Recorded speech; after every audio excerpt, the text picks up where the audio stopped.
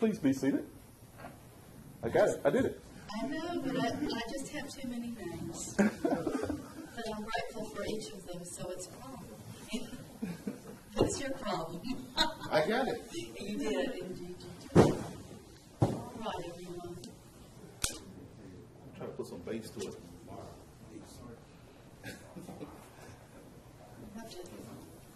Give it rhythm.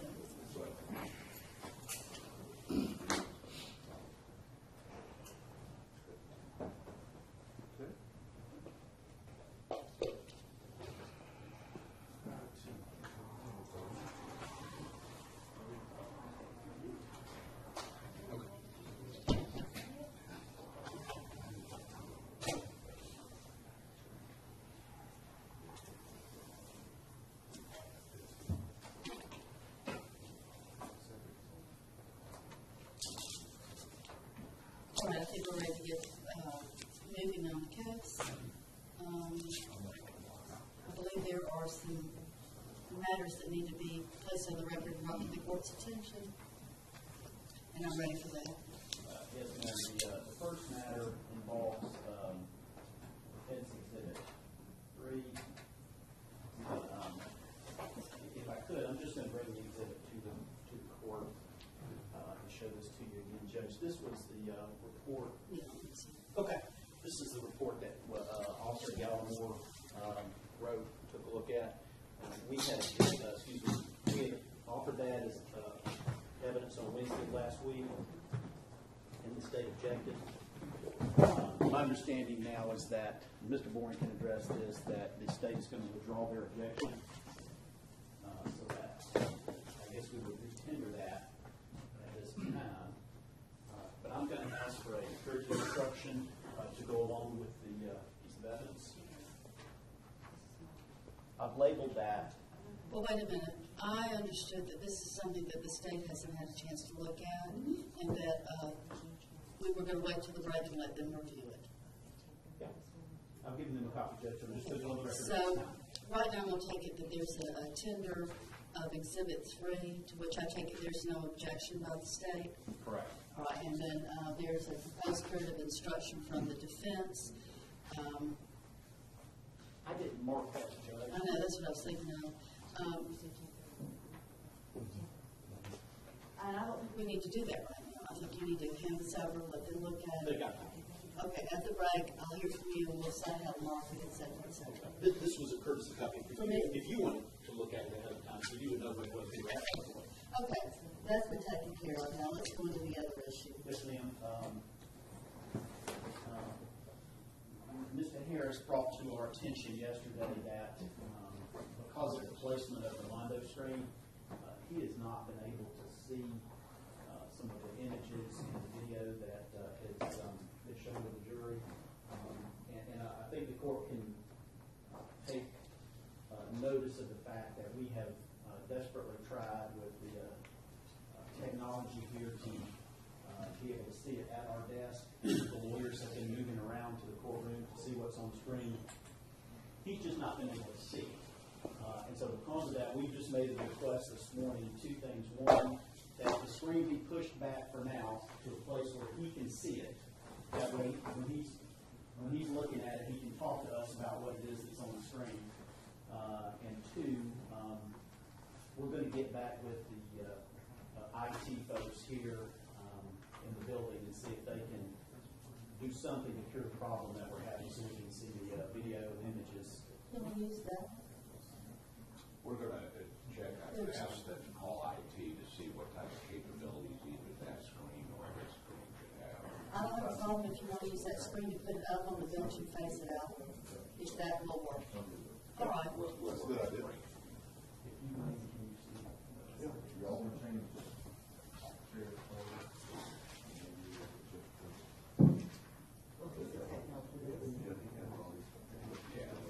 Okay. Well, all right, then I'm not going to mess with his. Everybody, we can do all that. See if it can be done. Okay. All right. May I ask this? Could Mr. Harris and Mr. Rodriguez swap places and security-wise with court personnel? Does that pose any problems? That right there would be helpful. and then we'll work on the other piece. Now, what says the state with regard to this? With regard to that, Judge, I know it hasn't brought the court's attention until right now, so we haven't been able to address it. But I just would like, on the record, if the defendant is satisfied with this remedy, I just want to get that on the record that this alleviates any of his complaints. Well, all right. For the here and now, I think that's valid, and then we can see if whatever remediation we come up with at the break is acceptable at that point as well. What do you say to that? Judge, we've tried to work, we have tried to work with this from the beginning. But right now, as long as he can see the screen, we're good. Well, you need to go ask him. We've had this conversation. Ross, you're okay if you sit here and see the screen today, right? I sit there. Yeah, you sit in the middle right here. I think so. Yeah. Okay. If he's not able to see it, I'll bring it to the court's attention. All right. And then we'll work on something additional at the break, see where we can go. We've got the weekend, so hopefully a couple of days we can get it resolved. Thank you. Yeah, go ahead before the jury comes in, because I'm going to bring them. Yeah, I do.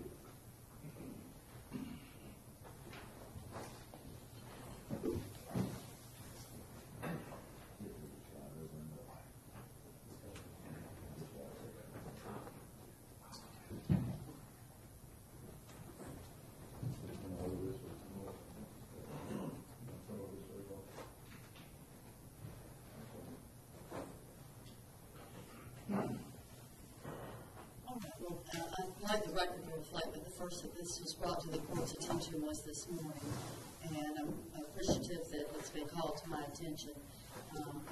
Could we have remediation at this point that is acceptable to the defense? Is that fair to say? Yes, ma'am. All right.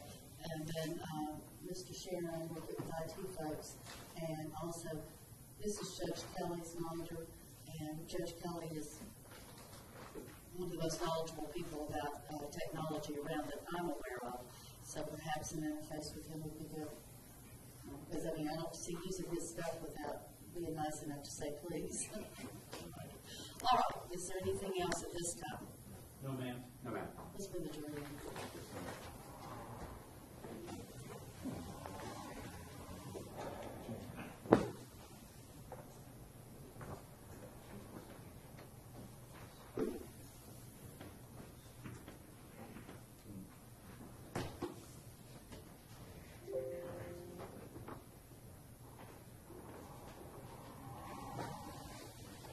that's all right with the jury, please.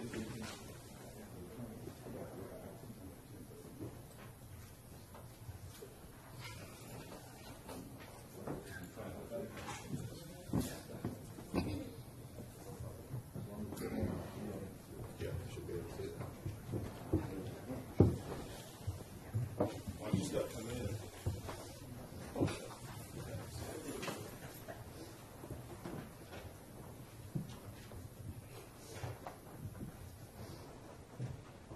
Please be seated. Ladies and gentlemen, Sherry, good morning. It's good to see all of you. Lovely day we have to start off with. We started these schedules starting earlier. I just wanted to re-mention something that I may not have given you enough detail on. We can convene court at 8:30, which we are doing. That doesn't necessarily mean we're going to get you all in the courtroom at 8:30. There are invariably at breaks lots of things that are going on to do with the case, to do with getting it in front of you. You know, practical things. Are the machines working properly? We've had some, problems. Either the courtroom's new to us or different little issues that go on that very often cause delays, because if we can't get the evidence in front of you, there's no reason for you to be in the courtroom, and you never know. I've seen many a trial when everything's queued up to go, like to play a tape that was taken of an interview, and I've seen the lawyers in my courtroom get it all ready, they're playing with it, it's all going. As soon as we get the courtroom, as soon as the jury gets there, as soon as they push the button, nothing. Absolutely nothing. So there's a lot of work that's going on to make sure that when we go, we're good to go. So when there are delays, please be understanding. It's not that we're sitting around drinking coffee, eating donuts, chit-chatting about the weather and our kids and our pets and blah, blah. No, we are really doing everything we can to get you all in here and present the case to you.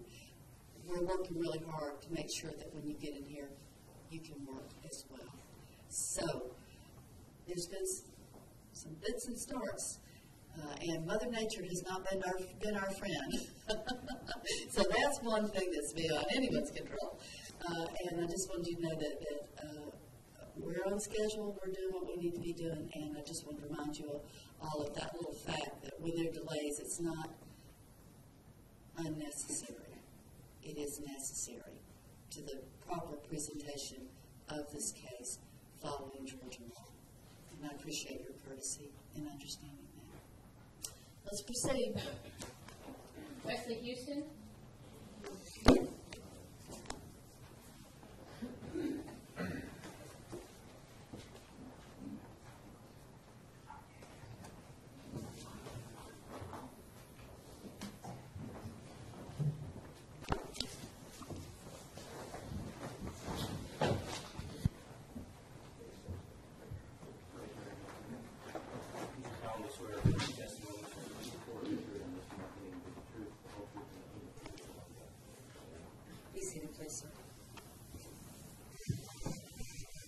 Good morning, sir. Good morning. If you could start by introducing yourself to the jurors by giving them your first and last name and spelling it for the court reporter. That's this gentleman seated right here to your right. Wesley Houston, WesleyHouston. Mr. Houston, where are you employed? Home Depot, What do you do for the Home Depot? Corporate Security Officer. How long have you been an employee of the Home Depot Corporation? For Home Depot, nearly 2 years. And what other work experience do you have leading up to the Home Depot Corporation in the area of security?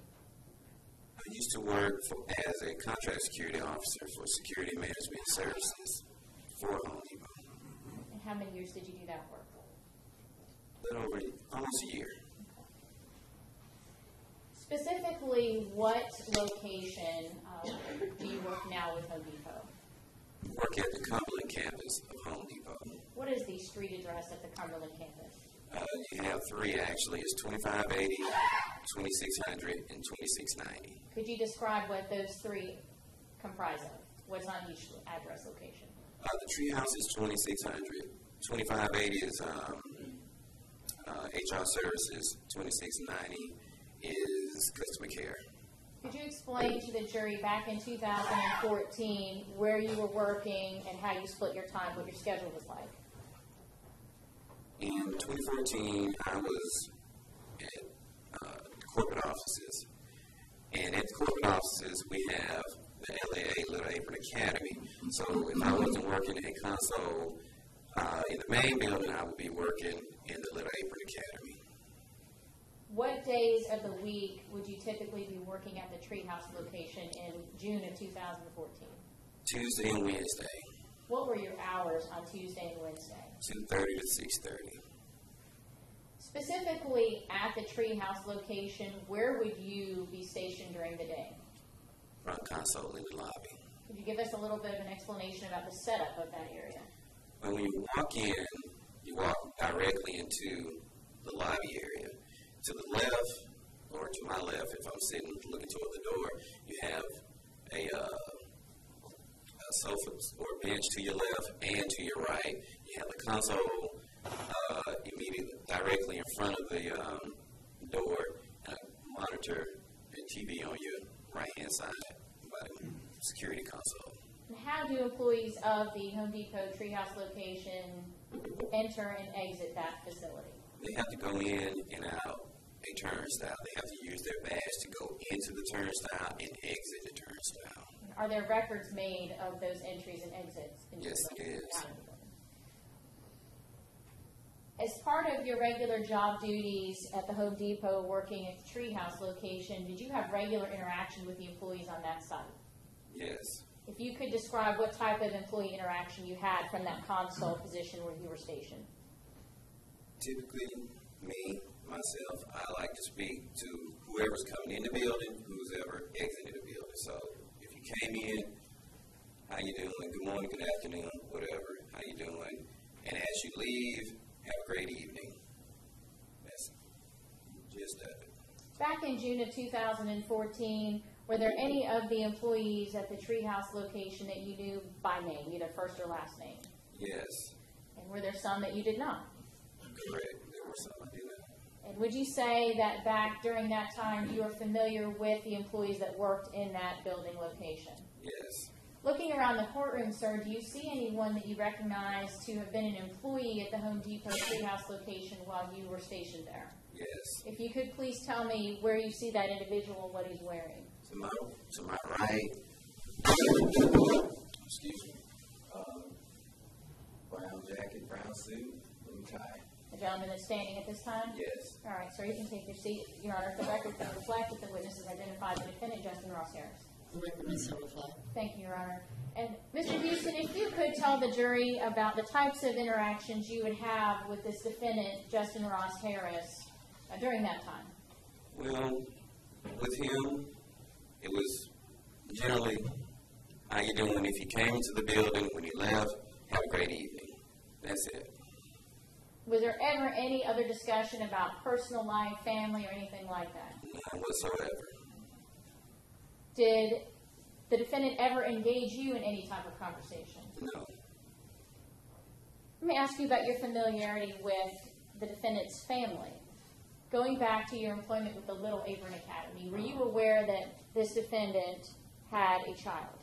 Yes. If you could explain how you know that. Well, he would bring his son in, drop him off in the mornings, and I guess he would go to work after that, I can't say where he went from there, but he would drop Cooper off. If you could explain to the jury, when you worked at the Little Apron Academy, was it a similar setup with a console, or where would you be stationed or work at that location? I could either be on the bridge, which means he would come in through the B console building, come by the B console or near the B console, and he would go in from kind of like the back way into the Little Apron, or if I was working at the front door of the Little Apron, he would come in from that angle, from that point of view. During those occasions that you observed the defendant with his child, did you ever see him stay in the classroom for any length of time or spend any extra time with his son when he dropped him off? No, I didn't. Taking you back, Mr. Houston, to a specific day, June the 18th of 2014, you have recollection of that day? I do. Right. Were you working that day at the Home Depot Treehouse location? It was. Okay. And as you were stationed at the console that afternoon, do you recall whether or not you saw the defendant exiting the building on that day? I did. Can you tell the jurors what recollection you have about what you saw that day and what conversation you may have had with the defendant on that day? That particular day, as I said earlier, when people leave the building, I'll say, have a great day, have a great evening, something to that effect. That particular day, when he exited the building, or after he hit the turnstile, get ready to go out the building, have a great day, have a great evening. He said, you too, something like that. He was going to the movies. Had the defendant ever told you about any of his personal activities before that day? None whatsoever. And did that get your attention? That did. At some point later, did you then become aware that someone was looking for the defendant, Justin Ross Harris? I did. All right. Who did you see, and how did that come to be? Terrell Dudley came from the Little Apron with a female behind him walking into the treehouse. And that struck me rather oddly because he's across the street at the main campus, and we're, over at the 2600 campus. And when he came in, it was like, wow, something's really wrong, because I saw this lady walking behind him, but he had a pretty quick pace about himself, and she was behind him coming into the building, but it was just odd that he was there, so I knew something was wrong with this picture because that's not where he's located at. At some point, was your attention drawn to the fact that the individual that Mr. Dudley and this woman were looking for was the defendant, Justin Ross Harris? Yes. And did you learn the relationship of the female to be the spouse of Justin Ross Harris? Yes. All right. Describe what were you doing at the time, and of course, without repeating anything anyone else said, what were you doing to facilitate the request of finding the defendant? Well, we have this system called ProWatch where we can look a person up. All we need is their name, and so I did that, and I noticed that it was Ross Harris that she was looking for, or that they were looking for, actually. Does that system bring up a photograph of a person if you type in a name? It does. Right. And did you do that on that day? I did. At the time that you did that, did you make the connection that the person on the screen that you looked up was the same person you had just seen leave the building? Absolutely. All right. If you can tell us, Mr. Houston, about the recording system in that lobby area. Where are the cameras and what do they capture? The cameras captured the turnstile exiting the building. So you can see a person coming in and going out the building. And to your knowledge, was there a record made of the recording of the defendant leaving the building that day? Yes, it was. Have you had the opportunity to review that video? Yes, I did. This time you're showing Mr. Coble. Mr. Lumpkin, what has been marked for identification as states Exhibit 317?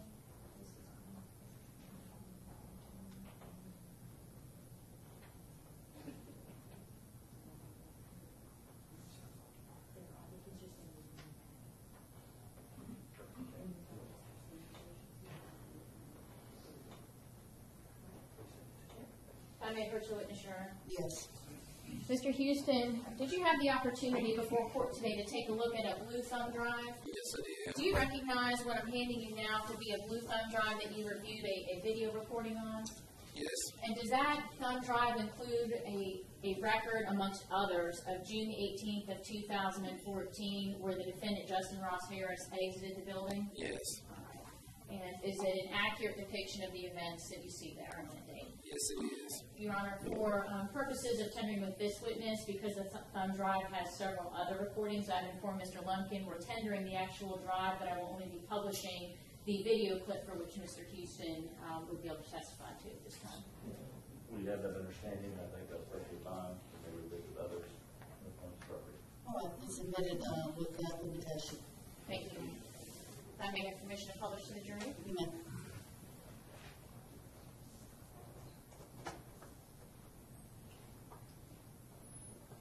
And Mr. Houston, while I'm putting this thumb drive in the system here and queuing it up, when the defendant spoke to you that day when he left the building and told you he was going to the movies, do you recall whether he mentioned the name of who he was going to the movies with?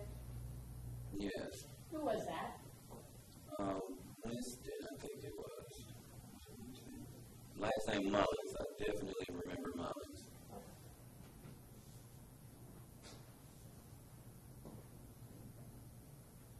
Do you see that okay, Mr. Houston? Yes, I can. Okay. Is everybody able to see that video clip? What did we just see at that moment? You saw Mr. Harris exiting the building. You saw he panned to the right a little bit. I spoke, he spoke, and he said he was going to the movies and walked right on out the door. Well, Mr. Houston, I'm going to test your eyesight right now. This screen's very far from you, but I'm going to ask you, are you able to see the date and the time here at the bottom? Yes. Okay, and if you can't, you can step down if that makes it easier. it. All right. Can you tell me the date that is reflected in the bottom here? 6/18/2014. Can you read the time? 4:15, 27, 28 seconds. And Mr. Houston, those records that we spoke of with the turnstile, have you had the opportunity to review those? I did. Okay. Just a minute to close this out. Actually, you need to. Close it. I didn't get to see it. I didn't get over on here fast enough. I don't mind replaying that portion. That'd be great if you All right. would. That was very quick.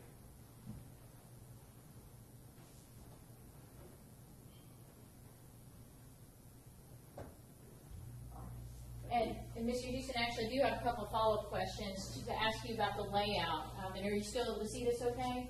All right. And looking here, you have described for us your workstation. It was, I believe you used the word console. Yes. Is that going to be over here to the right side of the screen? It's to the right, absolutely. And if you could describe for us, looking across, I believe I see a white bench. Right. When Leanna Harris came over with Mr. Dudley, where was she in? Was she in this same small area? Yes. Where was she spending her time when all of this was going on? Mostly on that bench. All right. Seated here? Seated there. And looking out where the defendant is going out a door, did Mr. Dudley and Ms. Harris come from that direction or somewhere else? They came straight in where he's exiting. Is there anything else of note in this front area that we cannot see? You have a big screen TV to the right. If you're looking at the very end turnstile, to the right of that on the wall is a big screen TV. And when you're using your hand, it looks like you're using to the right over here. Absolutely. Where Mr. Harris is walking. All right. And you said it's a big screen. Approximately how large is that screen? Probably 50 or so, if not better, but maybe 50 inches. Does that monitor stay on all day? It stays on until we leave. So that was 6:30. What types of TV or movies or shows or whatever may be on that monitor can you describe to the jury?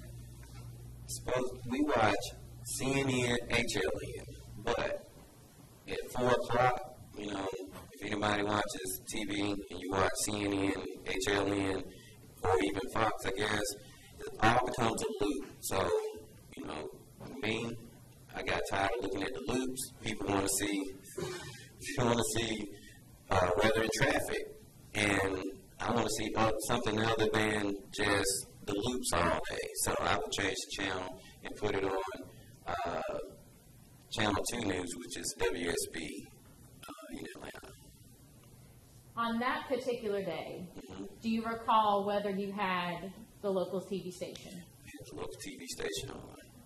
Was the local news playing during the time that the commotion was taking place with Mr. Dudley? That it was. All right. And if you could describe for us what was on the TV screen that you saw? It was breaking news, but we didn't really catch it all. We caught the tail end of it during all the commotion. So once the breaking news came back through again, that's when, we discovered, we put one and one together. At some point, while you and Mr. Dudley were working at the computer station looking at the records, did you take notice of what Ms. Harris was doing? Yes. If you could describe. She was sitting down at that point. Just, like she was just cold. Like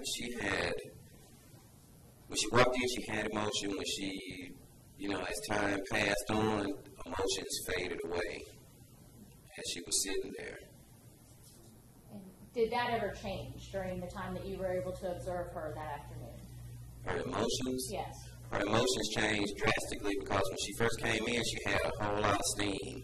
And as time went on, her emotions died out. It was like, oh well, she was just sitting there like nothing happened. To me, as a parent, you lose a child or you see some breaking news or something, you were full of emotions. She didn't have any at that point. She was just there. And nothing, she didn't say nothing, she didn't scream, she didn't cry, she didn't show any emotion. All she said was... No, and let's not talk about what she said, but let me ask you a follow-up question to what you just talked to the jury about. During the time that you're making all of these observations, was there conversation amongst the three of you, being yourself, Mr. Dudley, and Ms. Harris, about what was on the TV? Was there a conversation? The conversation, yes, it was a conversation. All right. And at some point, did someone from the police department come to the building? Yes. Do you recall approximately how much time passed before officers or detectives arrived at that location? It's hard to say at this point. Maybe 15 to 30 minutes or so. Did you remain in a close proximity to Ms. Harris during the time that passed before the officers got there? Absolutely. And at some point, did the detectives speak with Ms. Harris, or did they take her in an area of the building away from where you could hear her or see? They spoke with her, but she wasn't too far from me at all times outside of that point with the detectives.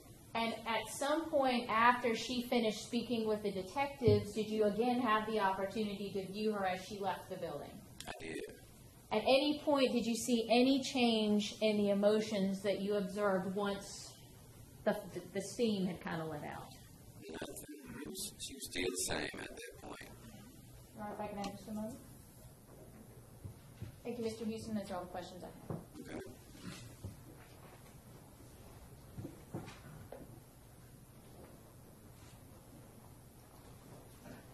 Good morning, Mr. Houston. How are you? I'm fine. So, I'm doing great. All right. Just so we're clear, there's at least 2 locations at Home Depot that you work at. Sometimes one being the corporate office and Little Aprons Academy, and then 2 days a week you're at the Treehouse. Did I get that right? no, because at that point I was not over at the Little Apron. I would see him coming into the Little Apron when I was working at the main campus. So I was transferred over to the Cumberland campus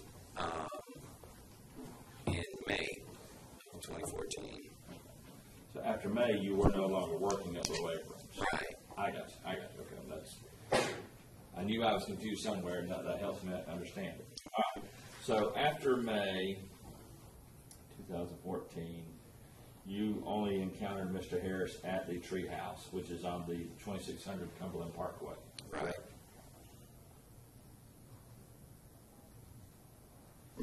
And the only places that you recall encountering Mr. Harris before that, over the other campus, was at the Little Aprons Academy.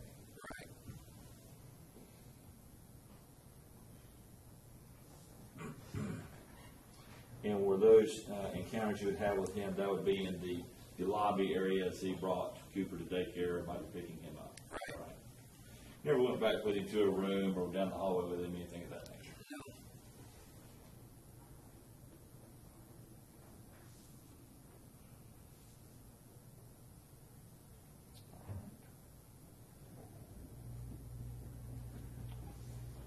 No. With regards to his spending time with Cooper and that sort of thing, whatever happened in the room, you weren't able to see it from where you were in the front lobby. That's correct.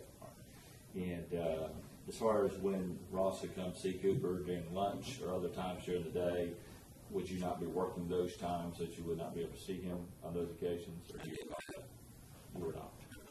Okay.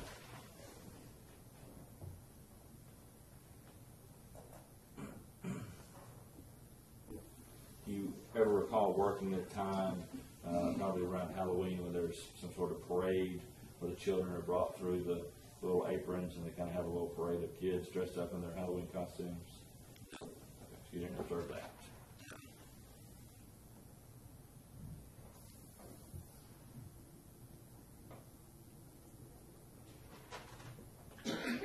And I presume if someone came through your area dressed up as a large Home Depot drill or any of those Home Depot costumes, that's something you would recognize and see, correct?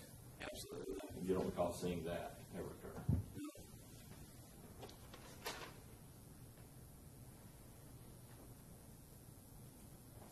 All right. Now, as you work at the Treehouse in this area, we've got the video up here.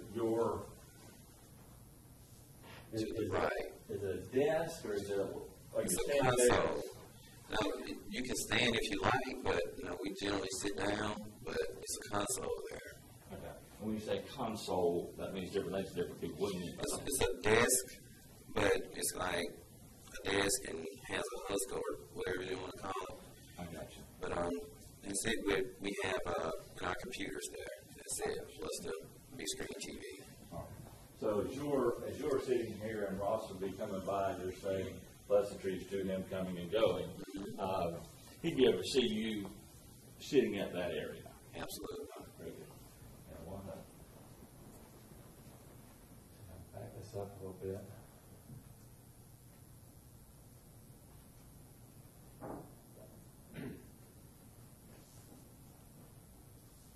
All right. This is, are you able to see the time and date still from there? Like 6:18, 4:14, 42 p.m. Is that right? Where Ross is at this point in time, would you be able to see him from where you're sitting when he's at that position, do you think? Yes, you can. In other words, there's not a barrier or something over here that's off camera that we're missing. Right. It's just got that glass front goes across that whole lobby area. The glass front where you see the black lawn that turns out, that's it, and then the rest of it is an opening to the console. Okay, very good. And, all right, the camera just doesn't quite go far enough to It's a little picture, right? All right. And so as you see somebody coming, when that door opens, does it make a sound of any sort? It chimes. Okay. So if you're looking down doing something, that would catch your attention so you know somebody's coming through. Right. Correct? All right.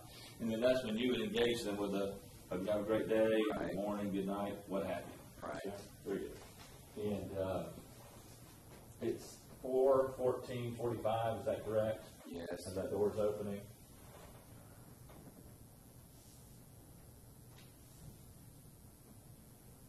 Or 14:50 now. We see Mr. Harris has left the camera angle. We can't really see the door, but it does appear as though he's would have hit that door. Go ahead. All right. So you've got 4 or 5 seconds in there that he's in your area, so to speak. Correct? Very good. And what you said to him specifically, do you recall what it was that you said to him this day, June 18th, 2014? Have a great evening. Have a great day. Something to that effect. That's all I always say. Very good. And he responded back to you something similar, you too, or something? You too, and he was going to the movies. Did you say, do you recall specifically what he said, the specific words? He said, you too, or you do the same. He was going to the movies with a friend. Something along the lines of, you do the same, I'm going to the movie with some friends. Something along there. Okay.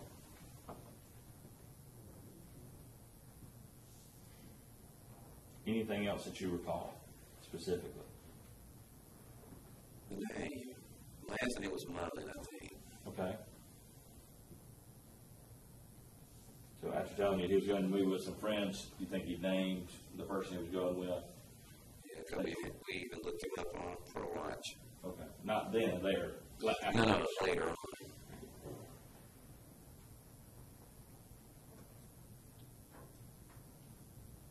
And did you know that individual when you looked him up? Did you recognize that individual?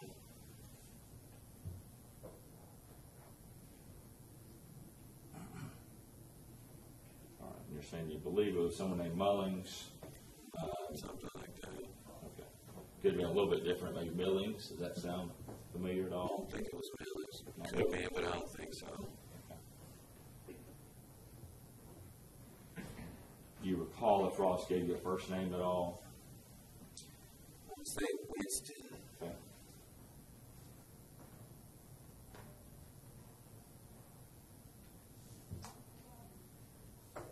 All right. And at the time he's walking through and saying that, doesn't catch your attention at all, other than you're talking to him, correct? Yes, it did, because he never done that before. Okay. It's like a public service announcement. You don't advertise something like that. He just would walk out and, have a great day, you too, something of that nature, and you're gone. Very good. And but because he told you he was going to a movie with someone named Millings, a friend, that caught your attention as being odd or unusual. It did. And that was out of his character.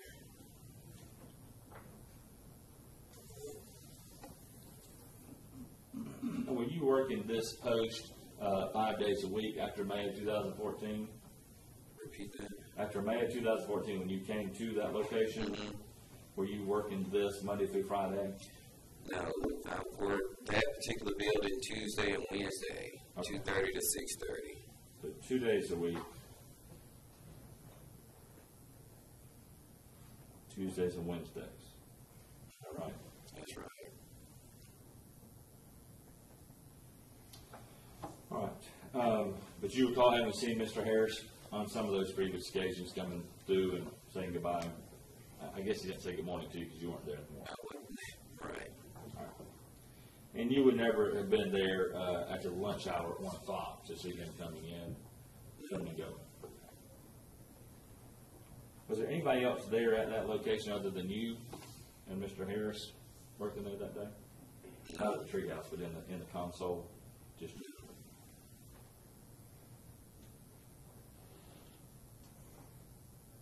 All right. And so, this struck you as odd. Did you write it down somewhere, anything like that? Because you thought, gosh, that's so weird. I'm going to make sure I keep track of it. No, I didn't. Okay. But you noted it mentally. I did. Very good. And so, as you saw Mr. Harris, he appeared to be happy about leaving and going to the movies. Who would be happy about getting off work? Absolutely. And especially at 4:14 in the afternoon. You had to work a little bit longer, is that fair to say? Yes. All right. And so as he walked through and left, did you keep your eyes on him or anything of that nature because of this unusual comment about going to the movies? No, I mean, I had no need. No need to watch him? Right.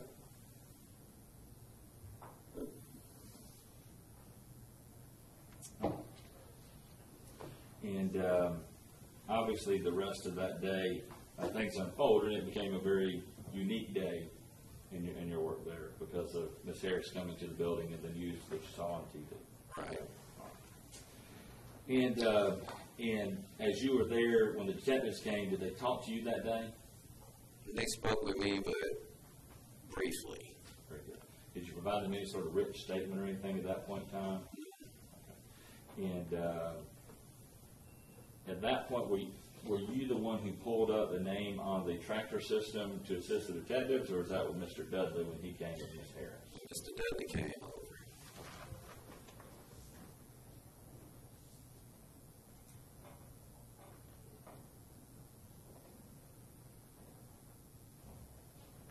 All right. So when the police came there, did they speak to you more than maybe a minute or two? They spoke, but it wasn't very long. Okay. And do you recall who you spoke with or how many detectives it was that you were speaking with?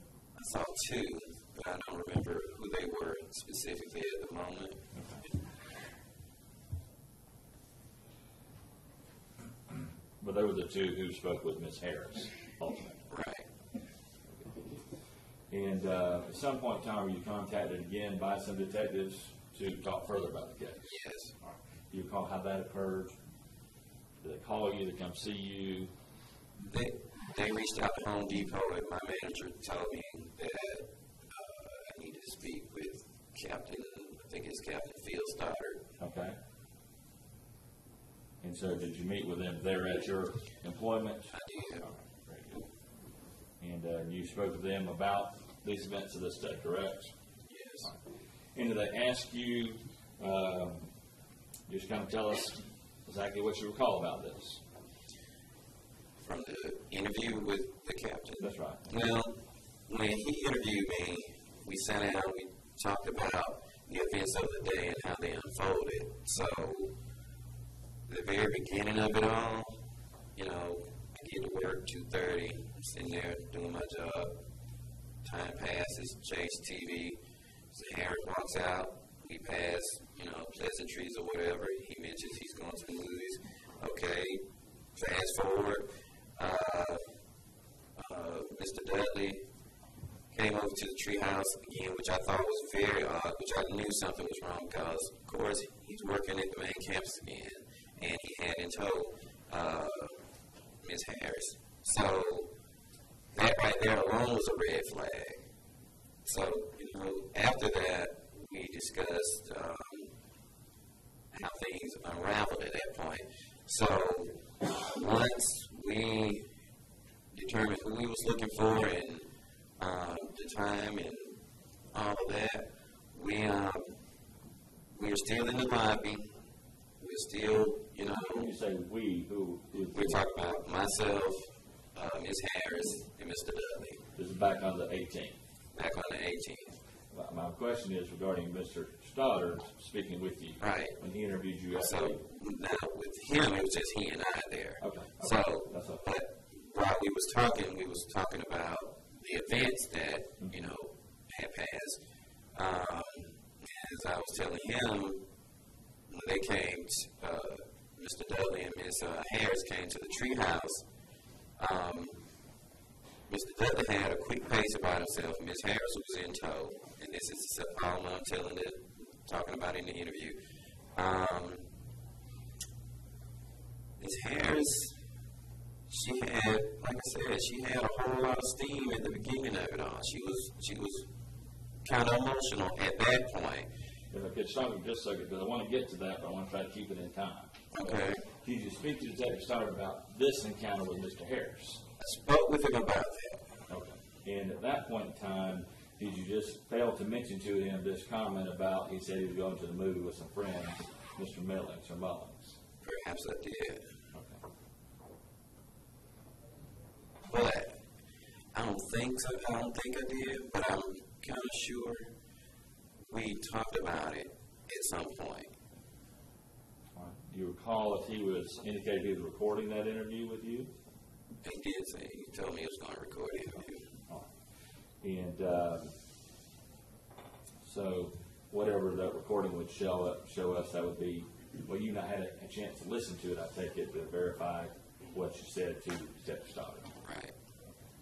Have you asked to listen to that again before you testify? The recording. The recording. I did listen to the recording. Oh, you have listened to the recording? Yes. Do you recall mentioning this comment that you told us was so important to you that you made note of it, about him going to the movies with some friends, maybe Mr. Millings? I don't know if it's on the, I don't think it's on the recording, but I do remember talking to him about that. Did you have some conversation with him after he turned the recorder off? Or was that the end of the interview? At the end of the interview, he turned it off, and I remember talking to Stoddard that day of the occurrence. But on the interview, I'm pretty sure I didn't mention his name or mention that fact you were speaking of. But that day, I remember talking to Stoddard because he gave me his card. Very good. When he came out on the 18th, and then when he came out later, do that. Right. Okay. Very good. All right. Now, let's get back to the latter part after Ross goes out the door and you're just kind of doing your job. I presume there's other people coming and going through the treehouse, correct? Correct. At the end of the day, probably more people going than coming, I presume, at that point in time. And you indicated when you saw Terrell Dudley come, you know who Terrell Dudley is before this occasion, correct? Right. Is he like one of your colleagues for the same security group you'd be working with? Or? He's an employee of that Little Apron Academy. Okay. You know what he does for them? I think he's some sort of assistant. I don't know his direct title. And the lady that was with him, you did not know who she was. Not at all. But you noted that his coming over seemed odd, so something was up. And you apparently noted something about her demeanor, that she seemed to be upset, excited, something. How would you describe what you saw? In the beginning, she was, like I said, she was emotional. She was like, "Where's Ross? Where's my kid? Where's Ross?" As any parent, would be at that point. And at some point after that, I take it, she's sitting on this bench. Right. And you've got the TV on with the local news on, correct? And you recall there being a story about what's happened to Cooper Harris on that TV screen as she's sitting on that bench? At the tail end of the first clip, we just got a glance. Right. Get that story. We didn't get the story. Okay. Now, when it came back around, we got the full story. And she was sitting down and And was it after that that you saw her emotion change? her emotion was changing as time was going on. It was going by. She went from hot to not to me. Sure, sure. So And that was as she was sitting there on that bench looking at that TV that's right. absolutely. And you saw her emotion get to the point where she seemed very under control? She was very much in control at that point. She didn't do anything. Very good. And you weren't conversing and you weren't having a conversation with her about what she was thinking at that point in time, correct?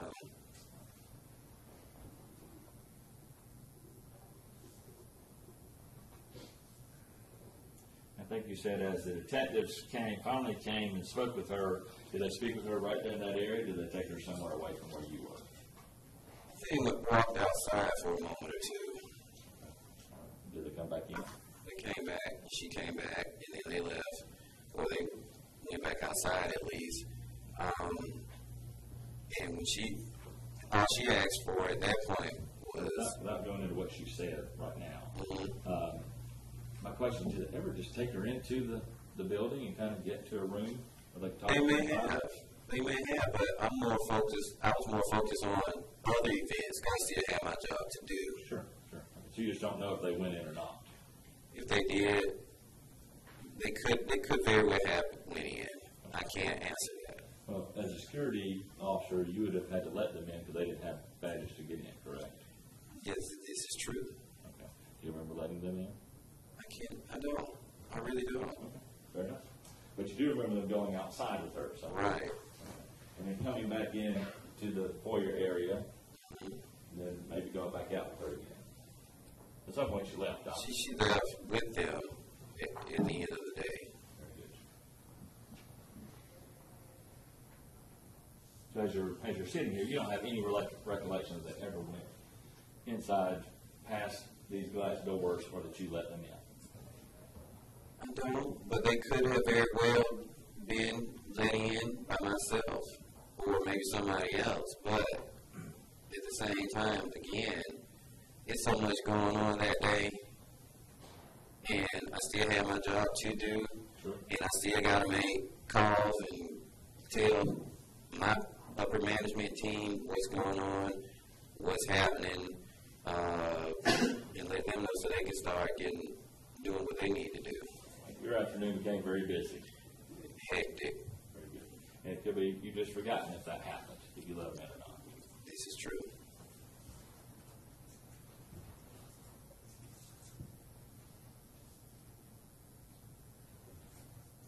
All right.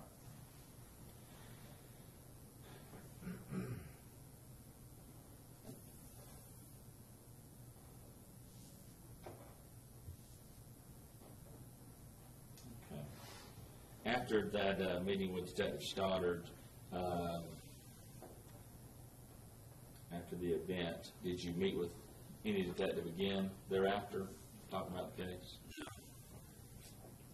And prior to coming to the court today or yesterday, whenever you had to travel to get down here, you not had any discussion with anybody else about this event as far as talking to the police or the district attorney's office or investigators involved in the case? All right, very good. Just 1 second.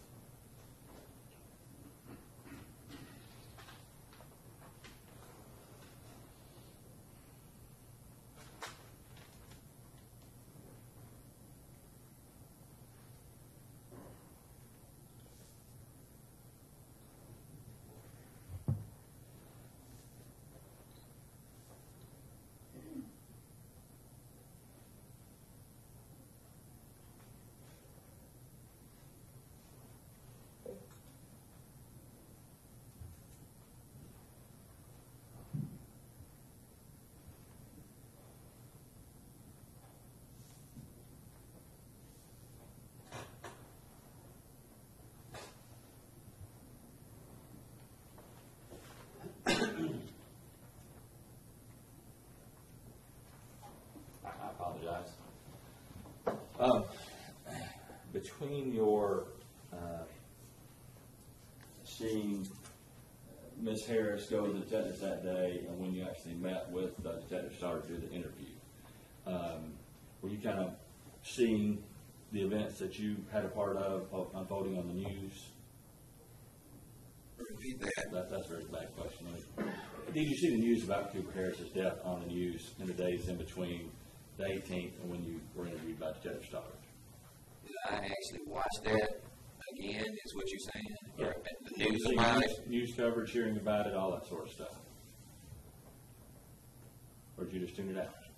Kind of tuned it out, really, because that was emotional for me Okay. to witness that death of a child in a car. That was hard for me. Sure. So you didn't watch any news about it, didn't know anything more about it? Didn't want to know anything more about it. Fair enough. That was too much for me as it was. And so when you had a chance to listen to your interview, when was that? Today. Today, what you got? Did you come down this morning or come down yesterday? Came down late yesterday. I listened to it this morning. All right. And is that when you had a chance to meet with the DA's office to kind of prepare you to testify today? Yes. All right. And so you got to listen to that interview. Were you able to look at any other notes that you had or anything like that? Okay. All right. And since the time that you met with Detective Stoddard, have you ever seen him again since then? No.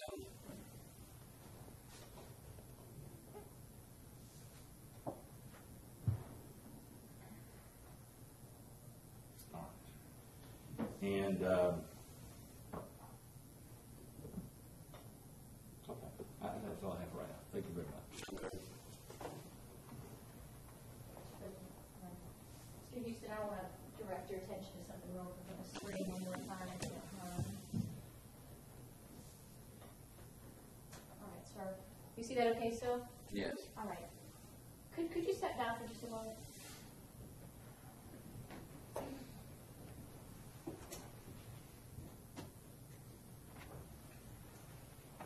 Show us again where you would be sitting at this point when the defendant is walking out of the building. I'm over here in the black. And can you see the defendant okay in this image? Yes, I can. What side of his body are we looking at? The right side. All right. And when you spoke to the defendant, was he walking in this direction? He was walking. See where he is? The door is right here. So he's walking to the door. What side of his body would be facing you as you spoke to him? He's right. Did he ever have any trouble hearing you? No objection. He can't speak to his trouble hearing. He can speak to what he observed. Mr. Houston, did you ever observe anything about the defendant's interactions with you that led you to believe he could not hear you speak to him when you left the building? I did. Thank you. You can see. It's pretty close. He was in. And as we see on the video, he turns towards you when y'all are having this exchanging of pleasantries, correct? Correct. Right there, out the door. Correct? About 3 seconds. Is that right? 4:14:45, 4:14:48. Okay.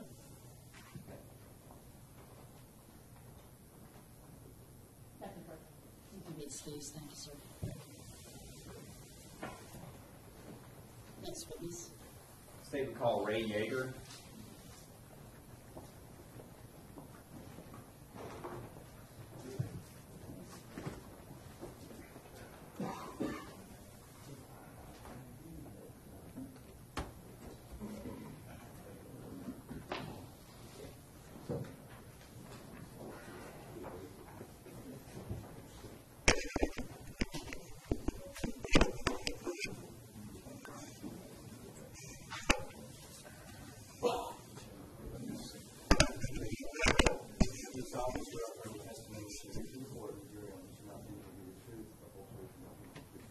I do.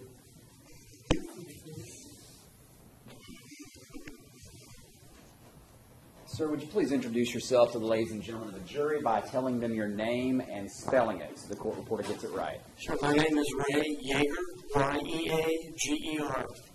I previously was employed as a detective with Cobb County Police Department. I retired in January of 2015, and I'm now a part-time reserve officer with them. And how long did you work in law enforcement before you retired? About 31 years.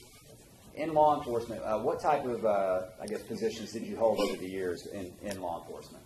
I had positions as a road officer, uniform patrol, in training. I was also part of a special operations motorcycle unit, and the last 7 years I was in high-tech crime investigations. When you started out, where did you start out in law enforcement? I started out in the city of Miami Beach. I was there about 20 years. Then I went to Cobb County. I was there 13 years. During your time in Cobb County, you said that your last 7 years you did high-tech investigations, correct? Correct. And was this at Cobb County Police Department? It was at Cobb County, yes. Okay. Tell the ladies and gentlemen of the jury about what the high-tech unit does at the Cobb County Police Department.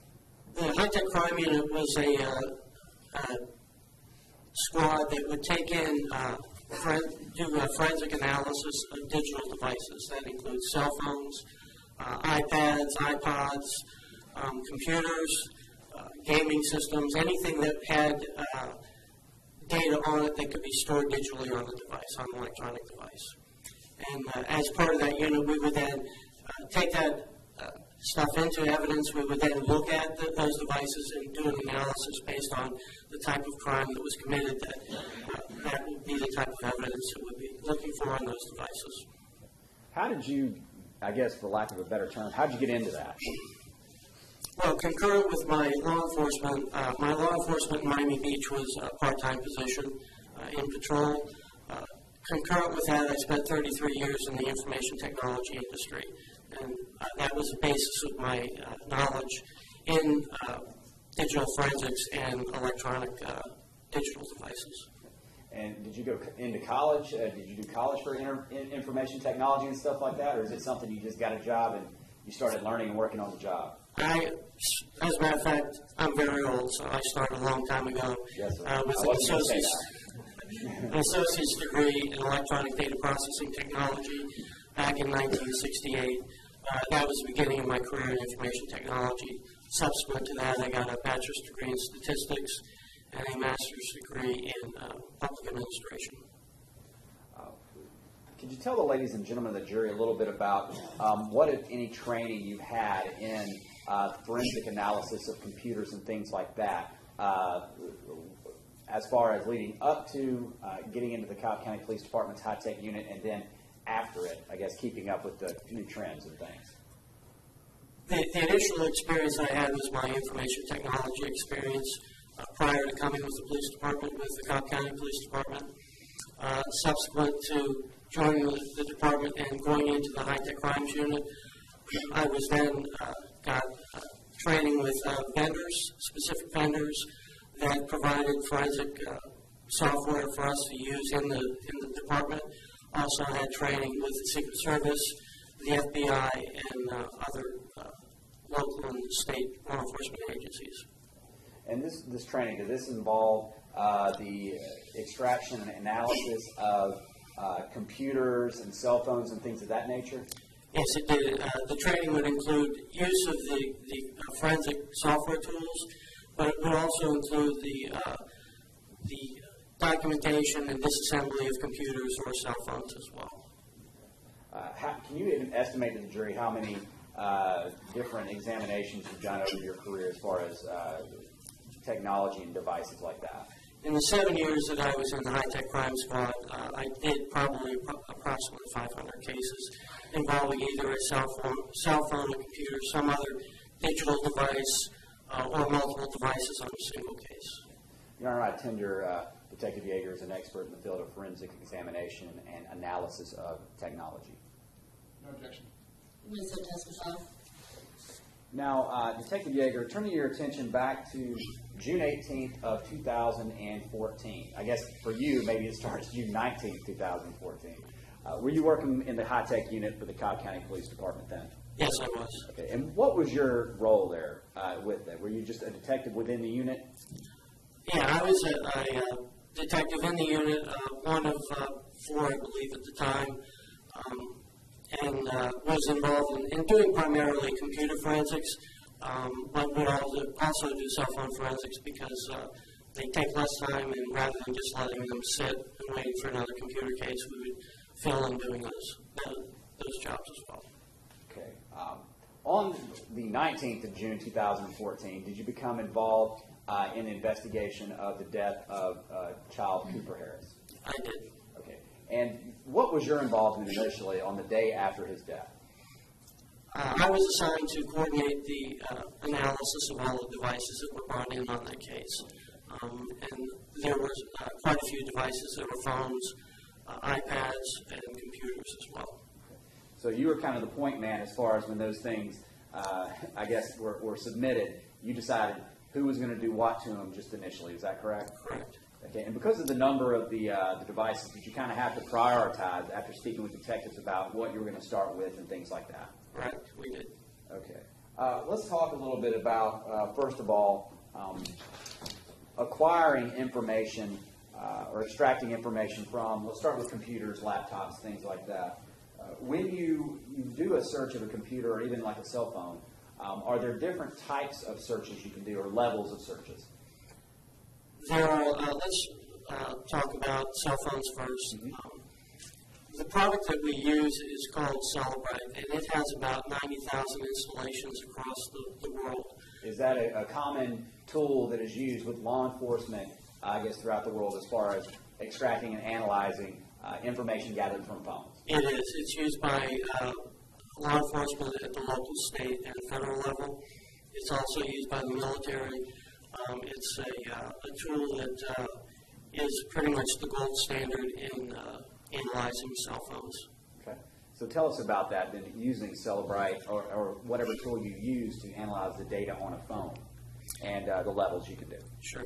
There's really 3 levels that when you get a phone, you can look at 3 types of extractions of a phone. And the extractions will depend on the model, the manufacturer of the phone, first of all, the model of the phone, the release level of the hardware on the phone, the software release level that's on the phone, as well as the vendor that provides the phone, whether it's AT&T, Verizon, Sprint, etc.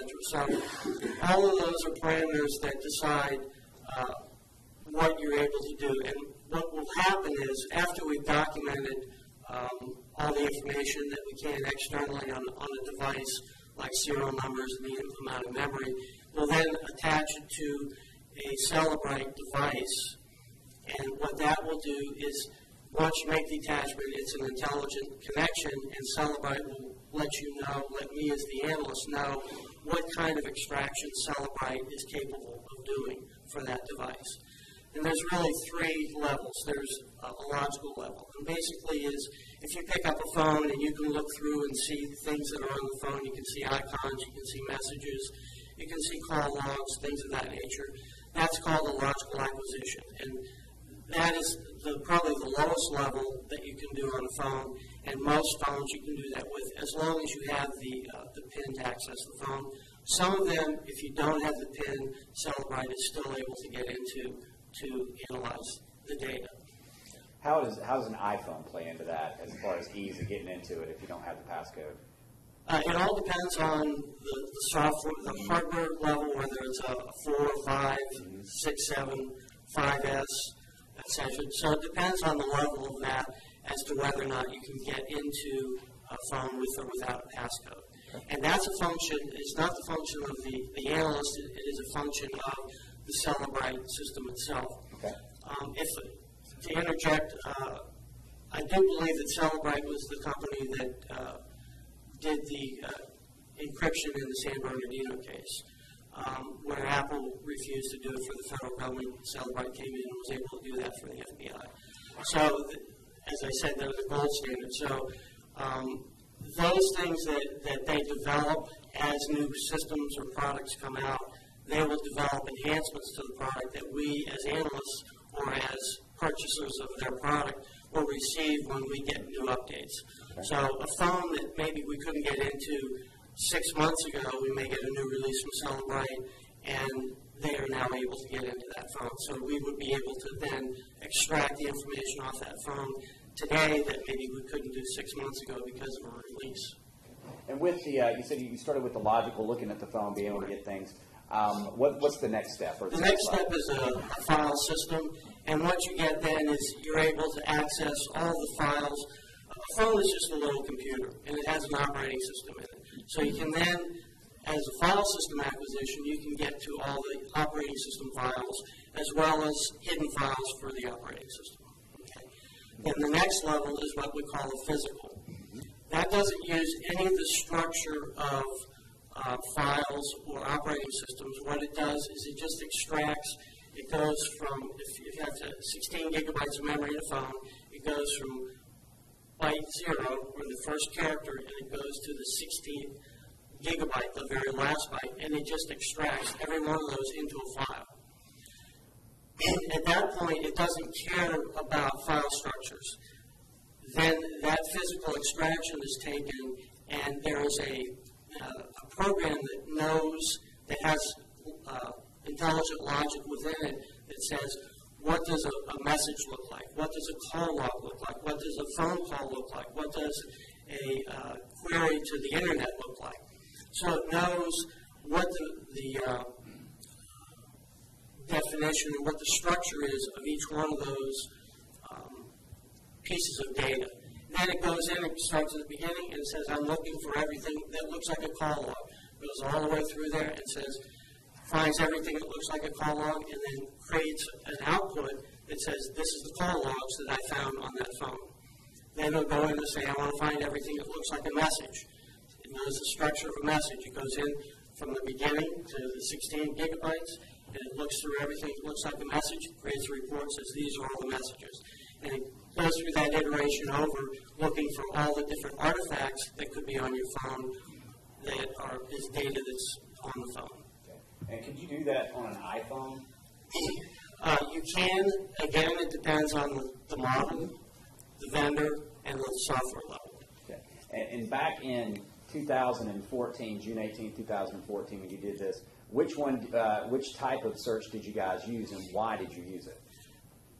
There was an iPhone 5S that belonged to the defendant, and what we did was a logical extraction on it. It's called an advanced logical because it looks at whether or not there is a PIN that isn't known by the analyst, or if the phone has been jailbroken. And the phone that's jailbroken just means you can put applications onto an iPhone that Apple would normally let you put on.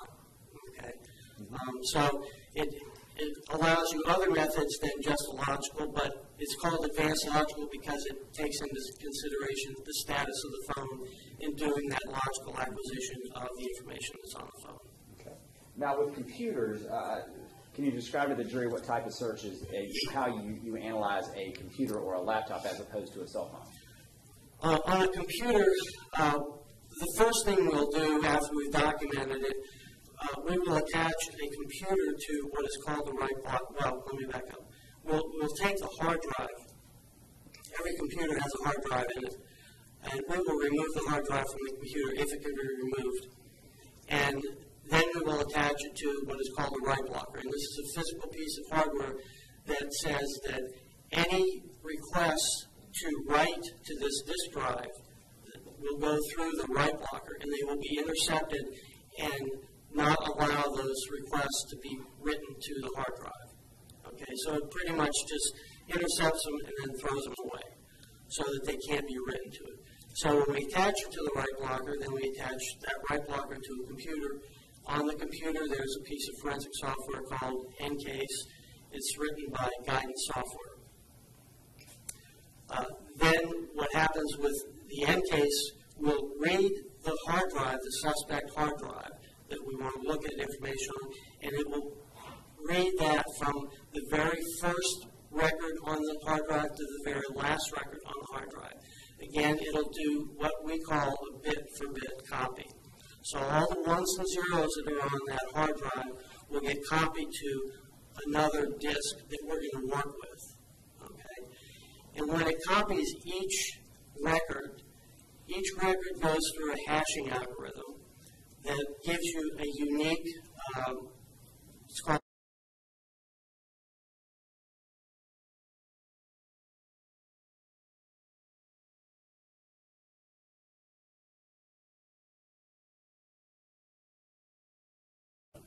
hash code, and every time I read, I should get that same hash code. Okay? It does that for every record on the suspect disk.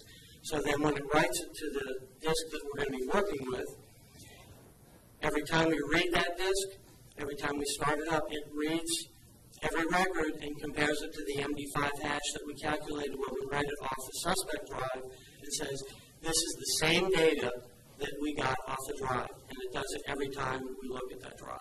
So is that a way just to cross-check and make sure nothing's happened to the image or anything that you're investigating? Make sure it's an exact copy. Yes. And can you go back and verify that and look at it just to make sure later and say, yes, the hash value? Yeah, you can do verification on the copy disk to verify that all the MD5s are correct. I'm sure probably some people in here are zoning out because it's getting. I apologize. No, that's okay. That's okay. I'm kind of zoning out. I'm not real smart, so. Let's talk about something simple. It's all written down either way. Yes, sir. Is there a difference between the amount of information on like a 16 gig cell phone, not a like wall phone, versus a laptop or something like that? Yes. Cell phones, you probably can get up to around 64 gigabytes on a cell phone. Gigabytes is billions of characters. Okay, so it's 16 billion characters. On older computers, you're probably in somewhere around 100 to 500 gigabytes. So we're talking about billions of characters. On new computers, you have drives that are terabytes, and terabytes is trillions. And if you know what our national debt is, our national debt is 20 trillion. You can get. Are you making a political statement? I'm not. I'm just trying to equate it for the jury to. Yeah, I understand. The number of characters. Yeah. So you have if you have a 1 terabyte drive, you have 1 trillion characters that can be stored on that drive. So newer computers are coming out with 1 to 6 terabyte drives because there's a demand for more and more storage because of the things that we do in our everyday life. We do videos, we do pictures, and those take a lot more space than, say, a Word document, which may be a resume or a letter, which won't take as much space. So we're doing a lot more things casually in our life, so we have a demand for more storage on our computers. So computers have a lot more storage because of that, and therefore take a lot more time to process. And before you actually go in and do analysis and extractions, do you do anything to document the devices that you are going to analyze? Yes. When we receive a device, and we'll receive it through a chain of custody in evidence, we will document everything that we can see externally about a device. We'll take pictures of it. We will get serial numbers. We'll get capacities. We will get anything that's written. If you look on the back of your iPhone, down on the back, on the bottom, it gives you a model number. It may even tell you how much storage is in it. So we'll document all that in writing as well as document it with pictures. Once we do that, then in the case of a phone and or computer, phones can also have SIM cards in them, and they can have storage cards in them. They can have SD cards in them for additional storage. We will take those out, we'll document the serial numbers on those, and also photograph them. In case of a phone, if it can be taken apart, we will take it apart. We'll remove the battery, get any serial numbers that are inside the phone.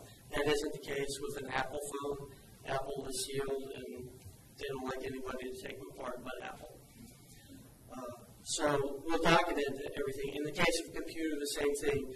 Before we take the hard drive out, we'll take the panels off. We'll photograph the inside of the computer from all angles. Document any other serial numbers that are in either hard drives or any other devices of interest that may be in the computer.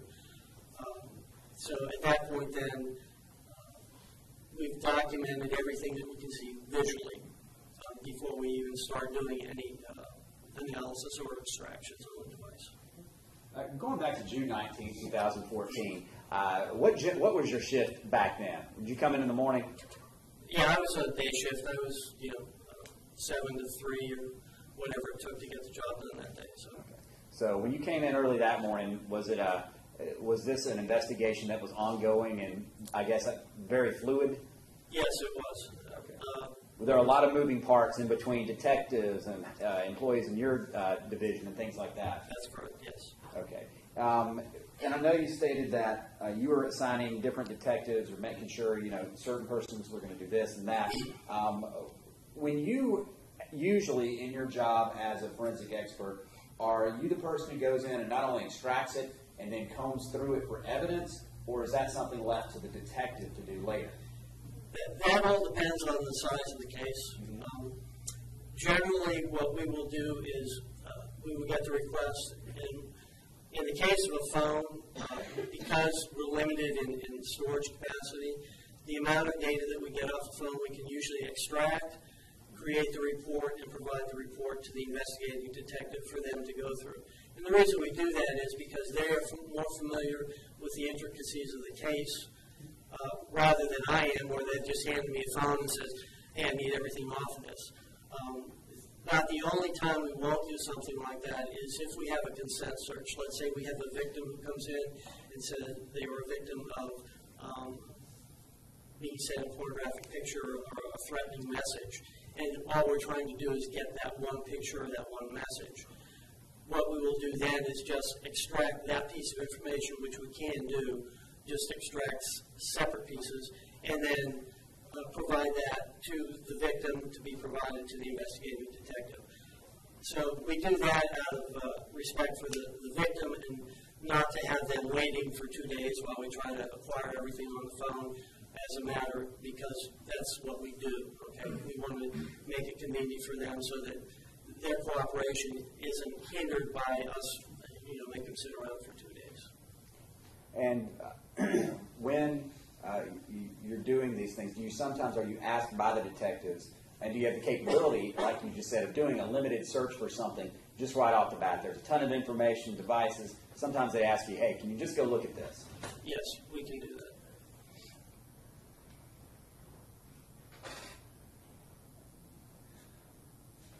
All right. In this case, just starting generally, what was your role or the high-tech's role? Was it to generally to just acquire all the information and get it to detectives, or was it to actually pour through everything on every computer that was relevant to the case?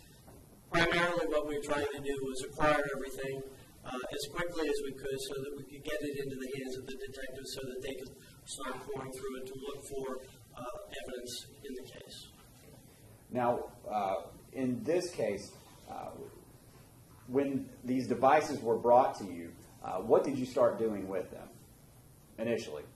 Was it the assignment, was it cataloging them or assigning them, or kind of what did you do first? Well, as they would come in, I would catalog them as to, the evidence control record number and the serial number, what the device was, and then start cataloging it. Because along with the device, before we can even look at a device, we have to have a search warrant to look at the device. Because of the fact that we want to follow the Constitution, and I don't want to be stepping on somebody's rights by looking at something that we don't have the authority of the court to do. When you look at a search warrant, you look at basically what the search warrant allows you to look for. Generally, what we're looking at is what is the crime, okay, and is there anything specific that they want us to look for? Okay. Because a lot of times, for instance, unfortunately in child pornography cases, they will have a hash value of a known picture of child pornography, and they may want us to just find that one picture quickly.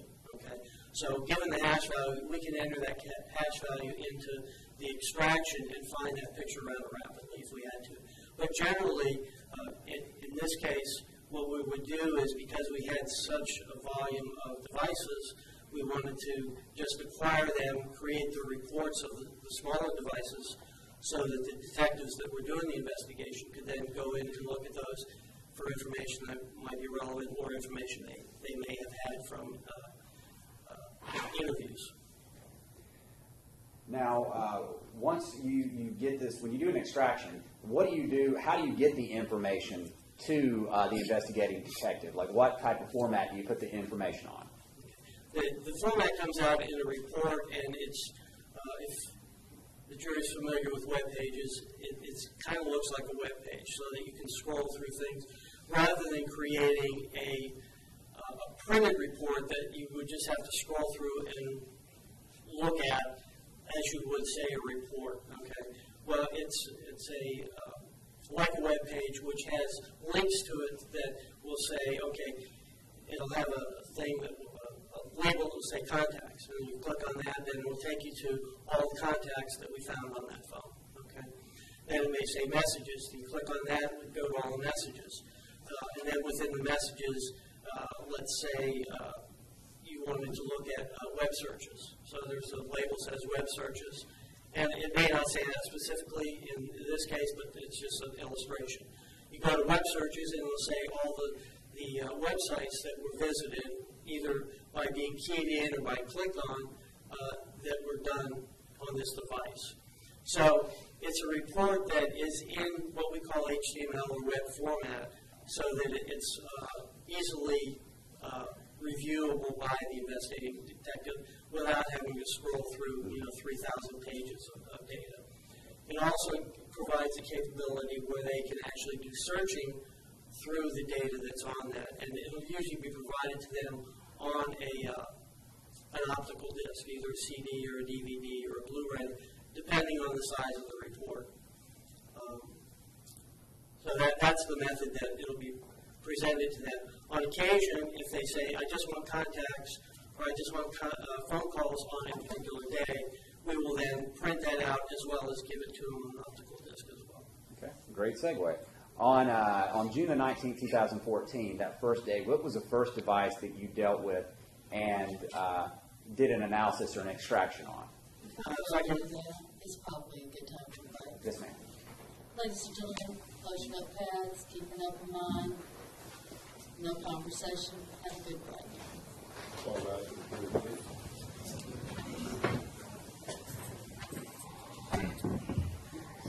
Watch your stuff going down.